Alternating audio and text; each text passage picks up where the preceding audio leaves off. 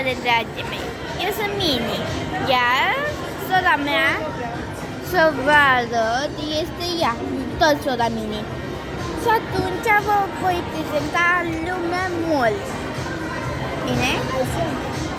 Da, da, sora mea mă dă.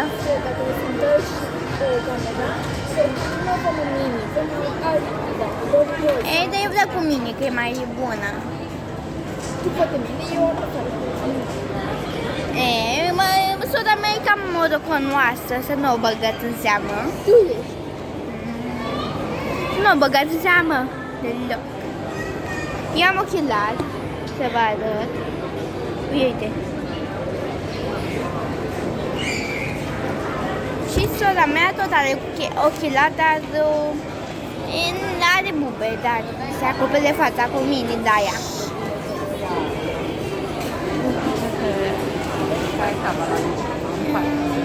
Cum să spunem? Adică, cunoaște dacă îi pui mâna pe nas, puc. Bine. Să dați fanii mei un like, subscribe, clopoțel și să înceapă distracția numai pentru voi. Hai să vă arăt molul. Molul este acesta. Iar eu, uite, merg. Eu stau aici la masă și mănânc. Bine?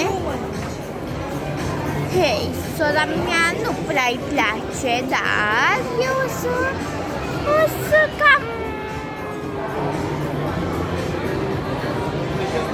să cam... o bat un pic, stai un pic și... Bine?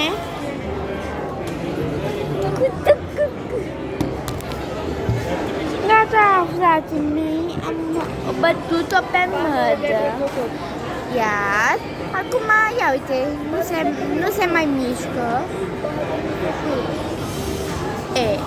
Sora mea îi face măcar, să vorbesc cu ea.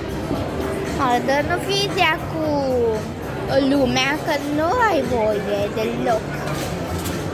Bine, acesta a fost episodul de azi. Lasă decât 2 minute a durat și jumătate.